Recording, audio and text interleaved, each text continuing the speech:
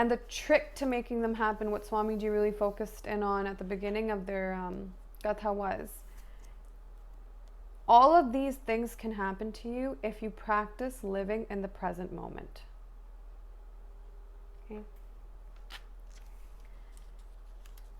We are so attuned to thinking.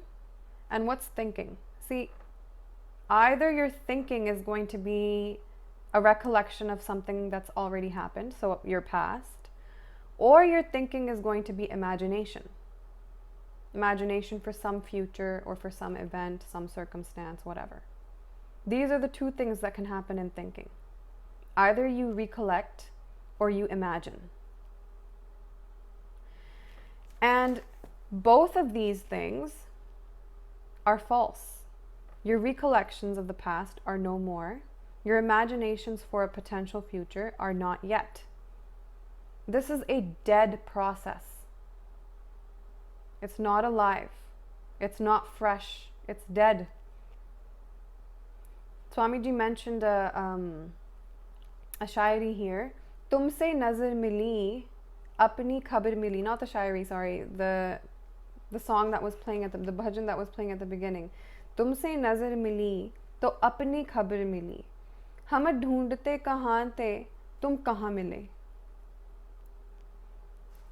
I know the reason that we think so much is because we're looking for Anand. We try to recollect our past because we want to make it right. Even though thinking about it's not going to make it right. We think about our future because we want it to be right. Right? And then we want it to be right because we want Anand. We want peace and satisfaction. But the thing is, every enlightened being, Patanjali shouting it at the top of his lungs almost, Buddha shouting at the top of his lungs, is saying it's not in the thinking process at all. तुम ढूंढते कहाँ थे और कहाँ तुम मिले. It's between the thinking process when it stops. When there is no more thinking process, that's where you're going to find completion, success, satisfaction, bliss, and ecstasy. You'll feel complete when the thinking stops. To live in the present is to stop thinking, because what does it mean? You have to see what's in front of you. You have to just be aware of what's happening. Not think about it, not judge it, just be aware of it. This is the only thing that is actually real. The only process inside of you that is alive is to be in the present. Thinking is a dead process. I mentioned this a little bit before. Why is it that it's so easy to be distracted today and not have one continuous goal? Our system, our education system, our capitalist system, it has promoted thinking.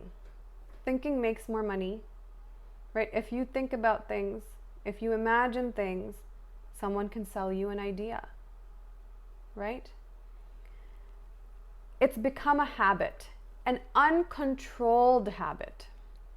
Thinking is a tool that you can use, but it should be something that you use as a tool, not something that you become a slave to. I'll give you an example.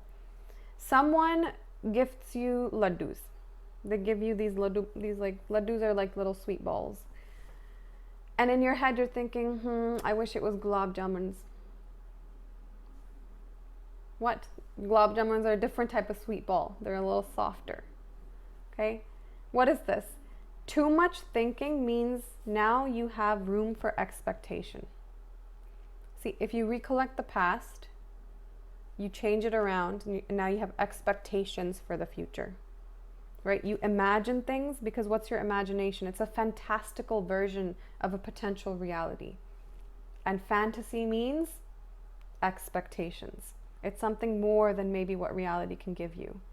So we're in this minefield. We're always thinking, always expecting more, always wanting it to be more, because Instagram tells us it could be this good for you. TikTok tells us it could be this good for you because it was this good for this person. So what happens? You're in this mindset where you always expect more. So someone gifts you something like a Honda Civic. In your head, you're not thankful. You're like, oh, I wish it was a Tesla. What the heck? to be in the present moment. You should be elated someone gave you a free car. But in your head, you're thinking, I wish it was a Tesla. Dad, it's nice, but this is the one I wanted, right? Someone gives you a sweet and you're like, I wish it was tiramisu. That's the thing that everyone eats. Expectations too fantastical. And what happens is, in this fantasy, in this imagination, you miss out on the present moment, which is actually where the magic is. This is where you actually live. Okay? This is also the reason why rich people are miserable. Those people see imaginations beyond what you can imagine. Because they've climbed up a certain hierarchy, so they understand that these things are possible. But because of that, they're so miserable. Swamiji is not exaggerating when they say they went to a very rich person's house. But even then, and not just one, many people that they've met, they look the part on the outside because they're supposed to be happy. But on the inside, very miserable. See, if you're poor and you're miserable, you can say, okay, makes a little sense there. Having a hard time in life. But if you're rich and miserable, see, if you're unhealthy and you have a disease and you're miserable, okay, no problem, man, I understand. But if you're healthy and miserable, see, if you're not in a relationship, you can say a person's miserable, wants someone to talk to, doesn't have anyone, blah, blah, blah. If you're in a relationship and you're miserable, something is wrong with here. It's not the circumstance anymore. You can't blame that thing anymore. Something is wrong here. And the thing that's wrong is too many expectations. And Swamiji was saying, to counteract this, counter blessings. Stop fantasizing a future and foregoing the present. Right? Counter blessings. See the sky, see the clouds, hear the birds. Maybe you don't hear the birds. Feel the cold, nice, fresh wind and air. Go outside, see the sun. Look at your working body. Look at the fact that you can breathe. Look at the people that you're around. Look at the food, the water, everything that you have. Count your blessings, right? And look at your being. The fact that there is a master in your life that can tell you the secrets of your inner dimensions. Look at the fact that Chetan never leaves you. Consciousness never ever leaves you.